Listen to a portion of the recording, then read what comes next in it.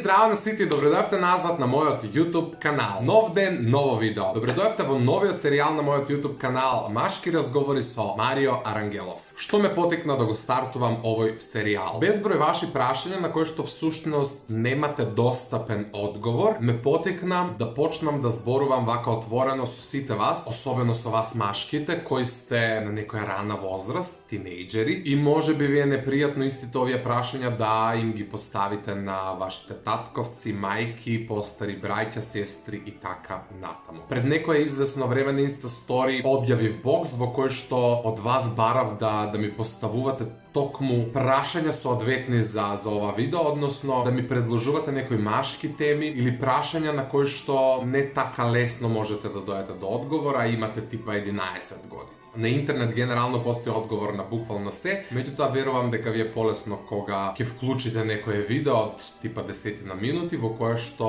ќе ги слушнете одговорите на сите тие прашања, отколку да гуглате онака по цели ден. Првото и едно од најпоставуваните прашања е дефинитивно дали постои вистинско време за прв бакнеш и за прв секс. Ниту за едното, ниту за другото постои вистинско време. Ниту јас ќе си земам за право да кажам да, 16 години, 18 години, 15 години или 20 години. Таквите работи се случуваат секогаш во вистинско време, доколку се по некоја лична волја и доколку тоа е обострано. Сега, реално не мислам дека 12 и 13 години се вистинско време за тоа, меѓутоа од 14, 15, 16 па нагоре, тогаш е некако окей. Мислам на прв бакнеш, не апелирам да имате секс на 14, да не се разбереме погрешно. Од друга страна се оградувам од сите конкретизирани бројки. Не мислам дека постојат идеални години за било што. Имаш и луѓе од 20 и кусур кои никогаш немале секс во животот, ниту имале first kiss, а имаш и деца од 15 години кои прават растур систем, така што не би знаел конкретно да одговорам затоа што е многу индивидуално. Не ги брзајте овие работи затоа што цел живот ќе ви останат врежани у глава. Не постои идеално време, идеално место, идеален партнер. Тоа се случува скроз спонтано и ова не важи само за машките, важи за женските. Подобро да го имате првиот секс на 18 отколку на 14 и да се каете цел живот. Еве некој прашува кои се позитивните, а кои се негативните ствари кај мастурбирањето.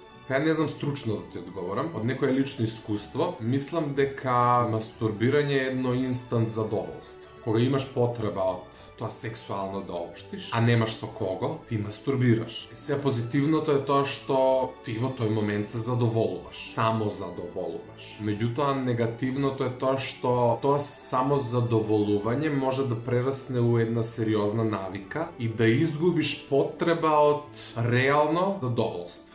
Не знам како тоа да го објаснам. Тоа константно мастурбирање ти прераснува у начин на живот. Не знам како попристојно да се изразам, а да ме разберете на еден вистински начин. Без разлика на тоа што сексот е се уште табу тема, иако сме 21 век, тој е сепак здрав и едно мастурбирање не може да замени секс, тоа ви биде јасно. Следното прашање вели до колку години е препорачливо да се мастурбира и дали е срамота што мастурбирам на 24 години.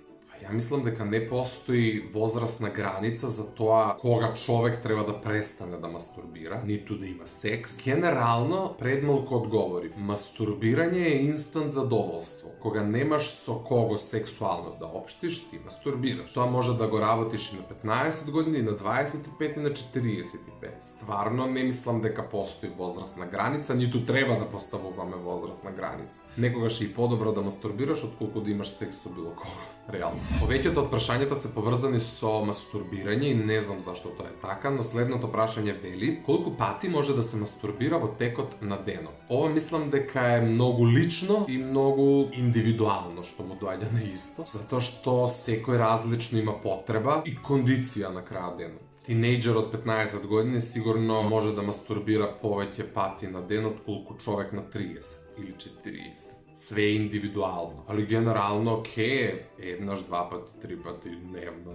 Следното прашање вели колку треба да биде просечната големина на машкиот полов орган. Па јас стварно не се осеќам компетентен да одговорам на ова прашање, со тоа што не поднесувам поставување на граници и по кој основ ние доаѓаме до таа просечна големина и зошто таа просечна големина постои, дали уопште постои и дали таквите бројки служат само за голем дел од машката популација ситуација да биде искомплексирана. Мислам дека нема потреба за тоа јавно да се говори, од причина што тоа исто како да ме прашаш колку треба да биде просечната големина на ушите кај луѓето или на носот кај луѓето. Ти се раѓаш со полов орган и ниту можеш да го скратиш, ниту да го продолжиш, така што прифатете си ги вашите полови органи такви какви што се. Не дозволувајте вашите пријатели, браќа, другари, немам појма, да ви скомплексират затоа што вие имате помал или поголем полов орган од нив. Сите сме родени со полов орган таков каков што и треба да го прифатиме и третираме на еден вистински начин. Едното прашање е поврзано со фетиши. Некој од вас ми напишал дека има фетиш на влакна под мишка кај девојки. Јас за таков фетиш до сега немам слушнато. Кога се сексуални фантазии прашање, никогаш не осудувам, затоа што сите ние потајно посакуваме нешто што не е општо прифатливо. Следното прашање вели дали е препорачливо да се отстрануваат срамните влакна. И ова е некако индивидуално, ако мене ме прашуваш, препорачливо е, затоа што мислам дека станува збор за лична хигиена. Меѓутоа не би сакал тоа да го наметнам за да не се чувствуваат лошо оние кои не ги отстрануваат срамните влакна. Јас ги отстранувам и сметам дека така треба.